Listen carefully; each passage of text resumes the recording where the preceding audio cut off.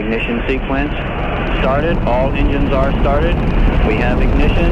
2, 1, 0. We have a liftoff. In December 1972, NASA launched the crew of Apollo 17 aboard the Saturn V to send them to the moon. Astronauts Gene Cernan and Harrison Schmitt descended onto the lunar surface, where they would stay for 3 days carrying out various moonwalks and research, while Ronald Evans stayed in lunar orbit. When the time came for the astronauts to return back home, Gene Cernan had this to say. We leave as we came, and God willing as we shall return, with peace and hope for all mankind. Afterwards, he and Ronald Evans took off from the surface of the moon aboard their lunar module. This would be the last time humanity set foot on the surface of the moon, and the last time humanity traveled this far out from Earth. However, that changed more than 50 years later in April 2026 when NASA launched the crew of Artemis II aboard the Space Launch System, or SLS, to send humans back to the moon once again. Ladies, gentlemen, and everyone in between, welcome back to a rather special video that is quite different from what I normally post. Now, as you may have heard by now, NASA has just sent astronauts Reid Wiseman, Victor Glover, Christina Cook, and Jeremy Hansen into space to embark on a journey that took them on a single flyby around the far side of the moon, allowing them to collect data and conduct research about the celestial object, whilst achieving many milestones along the way. Despite all the perils of the journey, all 4 astronauts successfully re-entered the Earth's atmosphere and safely splashed down on good old Mother Earth after spending nearly 9 days in space. And I thought that, after seeing everything that's happened throughout the entire mission, I just needed to talk about it, since frankly, I don't personally know of a single person in my own social circle that nearly gives as much of a shit about space as I do. Not to blame them, of course, but it's just that I need to get my thoughts out to someone who gets it, and the only way I could think of to do so is by, spitballing on the internet. Now, okay, enough sidetracking, let's actually get serious about this. Now, unless you've been living under a rock, you probably would have heard about NASA's Artemis Program, the successor to the Apollo program in the 60s and 70s. It has been going viral all over the internet, especially due to their latest and second mission, Artemis II. By the way, for anyone wondering like, oh, what happened to Artemis I? Well, that was a fully unmanned mission back in 2022 that was essentially a test run of the tech on the SLS and Orion spacecraft, hence why you probably have never heard about it until now. I actually did a reaction live stream of that as well, so we can go check it out in the corner over there.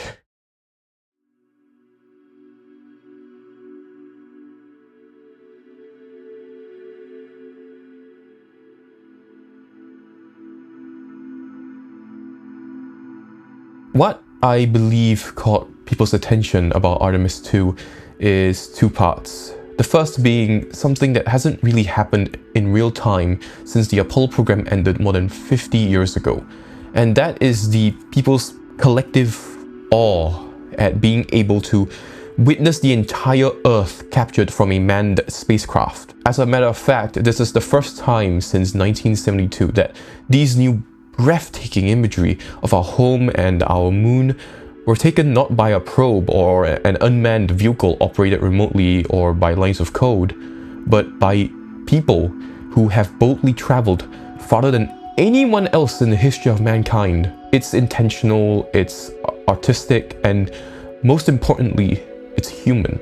For the astronauts aboard the spacecraft Integrity to be able to carefully capture and show to the world just how small Earth is and the vastness of nothing, and how much smaller the lines we draw on our maps are, is almost liberating. Many of you would already know of this as the overview effect, and while it isn't as intense for us on Earth as it is for astronauts who have been to space, for the common folk to be able to see with their own eyes just how pointless our wars and politics matter in the face of the universe, and instead just admire the beauty of the heavens and our blue marble that floats amongst the stars, just gives that sense of indescribable awe. Like all of our worries about our world just gets washed away by the majesty of our planet in the ocean of pure blackness, even if it's just for a moment. While there are certainly people who would see this and instead feel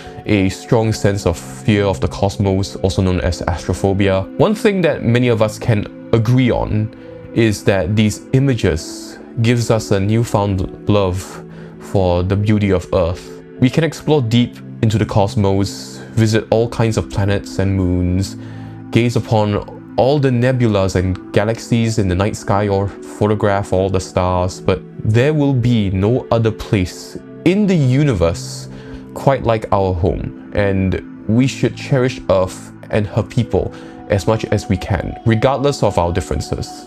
And I think Christina Cook, a mission specialist aboard Integrity during Artemis II, put it best. When we burned this burn towards the moon, I said that we do not leave Earth, but we choose it. And that is true. We will explore, we will build ships, we will visit again. We will construct science outposts, we will drive rovers, we will do radio astronomy, we will found companies, we will bolster industry, we will inspire. But ultimately, we will always choose Earth. We will always choose each other. But of course, we can't talk about Artemis II without talking about the other part of this mission that really stood out to people, and that is the amount of humanity behind this mission. Unlike in the days of the Apollo program, where only segments of each mission were broadcasted live, Artemis II is the first time that a manned lunar mission was live-streamed to the masses throughout its entire duration, which gives viewers the opportunity to slowly get to know more about how the astronauts are like in general, almost as if the audiences sat beside them within Integrity. As time passed, viewers got to not only witness the astronauts at work, but they also got to see just how, normal they are. Like, sure, we always hear about how astronauts are typically incredible prodigies, but Artemis II gave people the opportunity to see that despite all that, the astronauts are still just like the rest of us in many ways. From the occasional shenanigans that occurred aboard the Integrity, to even something as simple as like the crew laughing alongside each other, or waking up to modern music made in recent years. And it's not just the astronauts that express this. Even back home on Earth, the incredible people at NASA and the European Space Agency were not only working hard before and during the mission to support and ensure the success of Artemis II, but they also just appeared so thrilled over any new discoveries that they make. Especially since almost all of them were working on a manned lunar mission for the first time in their lives. Like, most of the people who worked on the original Apollo program are unfortunately no longer around with us. So this is a new experience for almost all of us. We have seen 3 impact flashes so far. I saw 2 and Jeremy has seen 1. Undoubtedly, Jeremy saw 2, so that's 4 total. Undoubtedly, quick impact flashes. It was not sun glitted off of particulate from the thrusters or the purge tanks. It was definitely impact flashes on the moon.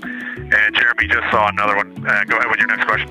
So it's just so gratifying to be able to witness just how happy the folks in mission control can get outside of their, typically serious tone. All in all, being able to have a front seat view of the scientists, engineers, researchers, astronauts, and spectators all united as one and brimming with joy and excitement throughout the duration of a manned lunar mission that has been more diverse than ever before is indescribably heartwarming. Like, watching the live stream alone shows just how many people in chat are cheering on from every corner of the world, wishing the best for the Artemis II astronauts, which also consists of the first woman, the first person of color, and the first Canadian to travel to the moon. And that is really just like at the very tip of the iceberg. Like, looking behind the scenes reveals so much more contributions from various companies and space agencies around the world that made Artemis possible. From the European space module on the Orion spacecraft providing essential propulsion and life support systems, to the various CubeSats developed by Argentina, South Korea, Saudi Arabia, and Germany that were deployed during the mission. Honestly, like, I could sit here and keep going on and on and on about this, but if I did, this video would be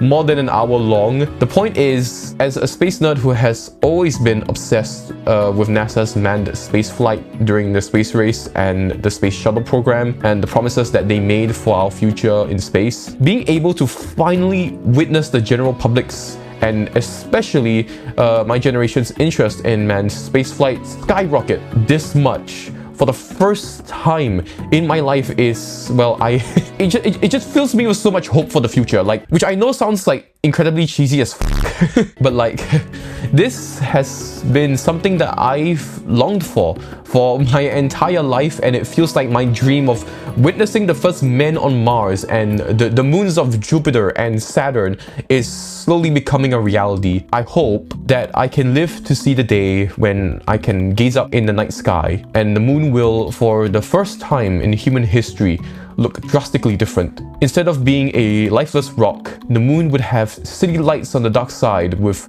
a thriving civilization of humans living and working up there and taking their lunar lives for granted. In the same way that we see international flights today as a routine and common activity for billions around the world. It sounds incredibly far-fetched, I know, but it's perfectly possible given the technology that we have today. Really, the only thing missing from the equation is a worldwide investment into the space industry. Speaking of which, this all leads us to a question that has lingered on and on and on since the start of the space race, one that countless people have asked and answered repeatedly. Why invest so much money in space exploration when we already have so many problems back here on Earth? And fun fact, this question was also very similar to a question, the question that I answered during my A-level examination around 2 to 3 years ago. It's kind of funny that now I'm answering it again over here. And okay, before anyone says it, no, it's not because Elon Musk said so. Okay, but seriously though, like, on the surface, asking such a question from the perspective of the general public would be perfectly justifiable, like, since all these missions into space appear to be mostly eye candy and fun entertainment that I could put on my phone that have no immediate impact on lives of people back here on Earth. Like, yeah, we've captured incredible photos of the cosmos, planted some boots on the moon, and like flew a helicopter on another planet, but all of these achievements only amounts to cool trivia facts for quizzes or fancy desktop wallpapers for the common folk. If anything, the billions of dollars that have been spent on space exploration could have been redirected to areas such as, you know, combating against homelessness or improving education systems or increasing healthcare subsidies, all of which would have many more immediate benefits for the people of Earth. However, in light of Artemis II, I feel like the answer to this question, while not new exactly, are now more apparent than ever before and can be split into two parts. The first of which being the widespread improvements to life on Earth from the technologies developed from space exploration. Now, getting into space is anything but easy. Just getting an unmanned payload into space requires a crap ton of planning, calculations, engineering, manufacturing, training, testing, and many more factors taken into account to build a rocket that can send said payload into space. And even if that payload is successfully launched, it still has to be able to withstand the incredibly harsh conditions of space, from the intense temperature differences due to direct exposure to the sun's radiation and the vacuum of space, to potential micrometeoroids and orbital debris that could harm the payload and render it useless. I haven't even covered getting humans up into space, which opens up another can of worms that involves creating habitats and spacesuits that are hospitable for life in space. With that being said, it should come as no surprise that ever since our exploration into the final frontier truly began in the 1950s, many technologies have been birthed from various space programs that have not only made space travel more safe and reliable, but they have also spilled over into other industries and become affordable to the point that they've significantly improved our lives without most of us even realizing it. Like many life-changing technologies that we take for granted today, such as infrared ear thermometers, water purification systems, solar panels, CMOS image sensors, lithium-ion batteries, modern food safety standards, aircraft anti-icing systems, fire-resistant materials, shock absorbers in buildings, portable cordless vacuums, gold plating, and many more innovations have their origins rooted in NASA. On top of that, technologies such as microprocessors, long-distance telecommunications, solid-state drives, and more, while not originating from NASA, had their development accelerated due to the agency and their technological demands during the space race. Hell, even lubricants, yes, I'm talking about that kind of lubricant, originally were created to improve heat transfer in the cooling systems of the space shuttle. To add on to that, not every space program is solely focused on exploring the cosmos. We have sent all sorts of satellites into orbit that are designed to directly benefit life on Earth. From monitoring our weather and soil moisture to assist farmers when cultivating crops, to providing satellite imagery and connectivity to assist in disaster response, all of which can help save lives, and already have. And keep in mind, all of these positive improvements that have impacted billions of people throughout the past 60 years came from an agency that at its peak had an annual budget of over $67 billion US, which might sound a lot until you consider that that is only a little over 4% of the total federal budget of the United States. 4. Today that number is less than a tenth of what it was at 0.33% of the total federal budget, or around $24 billion US, which has been the case for more than a decade, and yet NASA just keeps pushing and pushing and pushing forward regardless. Meanwhile, compare that to how much the US federal budget is spent on their military. Yeah, like it's it's coughing baby versus hydrogen bomb, like quite literally. Look, I'm not gonna like sit here and become a political junkie. After all, I'm not American. But if we are really gonna talk about redirecting money to address more pressing issues on Earth, maybe we should, I don't know, get it from a bigger slice of the pie.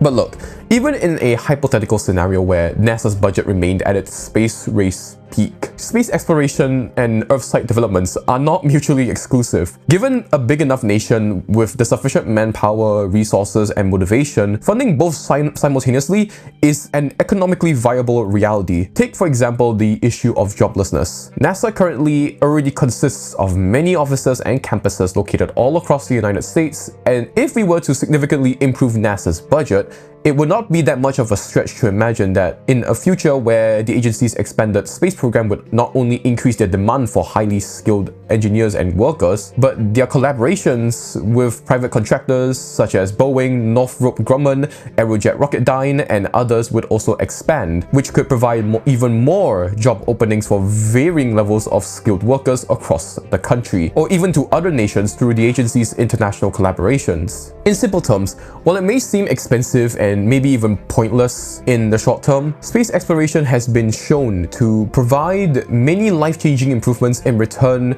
to our society through many different avenues when given enough time and given enough investment into the space industry, both in the private sector and through government agencies. Anyways, this brings me to the next part of the reason behind investing so much into space exploration, which it's a little more abstract, but it's still equally as important to all of us. Historically, humans have always been a curious species.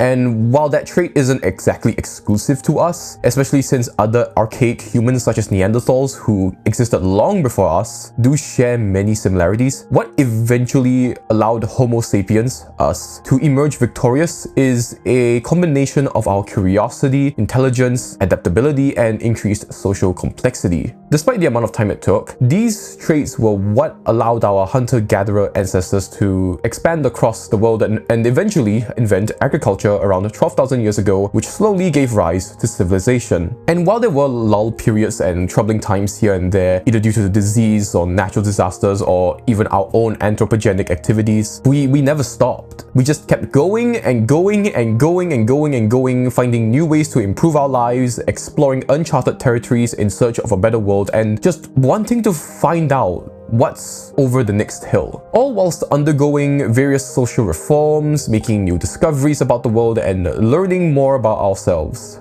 I can sit here all day talking about everything that we've done as a species, but the point is, those traits are what brought us to where we are today. An intelligent, global, socio-emotional species that is billions strong and more connected than ever before, thanks to the rapid exchange and ease of access to information at a scale that people from even just a century ago can't even begin to imagine was a possibility. Now, is the current state of our civilization perfect? No. Are we still incredibly flawed creatures? Yeah, absolutely. But at least we are better than who we were yesterday, since many issues that we face today, such as deaths from famine and infectious diseases, while not new, are now at a rate that is the lowest it has ever been in recorded human history. All of which would not have been possible if humans had remained huddled away in the safety of our caves, or stayed isolated within their village, or refused to sail across the seven seas. Basically, being curious and exploring the unknown is what makes us human, and we cannot afford to push it away, because the moment we do, the moment we decide to stagnate, our progress is going to flatline over time.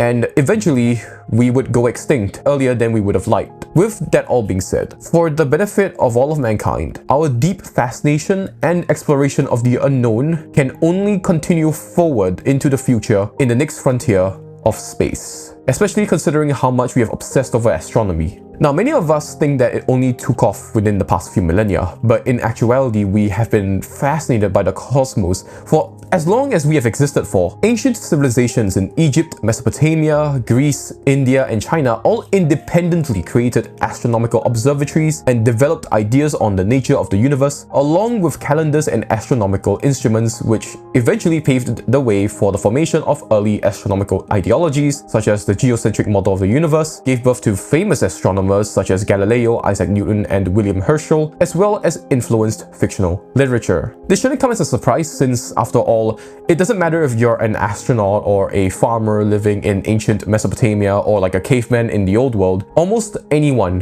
who looks up into the night sky can look into the cosmos and can't help but just gawk at how beautiful it all is. For me, this was especially apparent during the liftoff of the SLS rocket during the Artemis II mission. After watching the launch live by myself on my channel, I decided to check out how other content creators have been reacting to the launch on YouTube, with most of them having the same level of knowledge about space as most people, which means they didn't know much.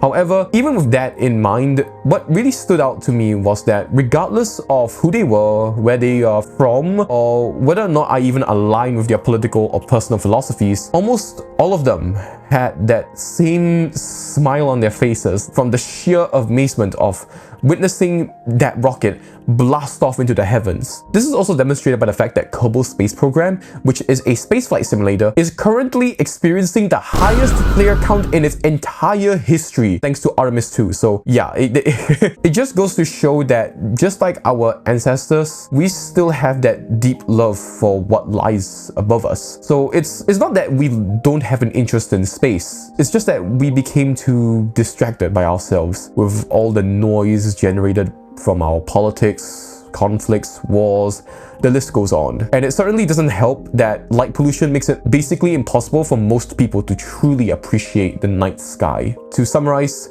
space exploration serves to not just be an avenue for us to continue to be curious explorers in search of a better, brighter future, but it also provides a powerful inspirational force that serves to promote positive change in the world. And it helps demonstrate the fact that when we work together as one, we can do incredible things for all mankind. I know it sounds cheesy as f, but like Artemis II proved exactly that. Will the road ahead be an easy one? Absolutely not. Sacrifices will have to be made and risks will have to be taken if we are going to aim for the heavens. It might sound discouraging, but it's a part of progress. We've done it countless times before throughout human history, and it's thanks to that we are here today.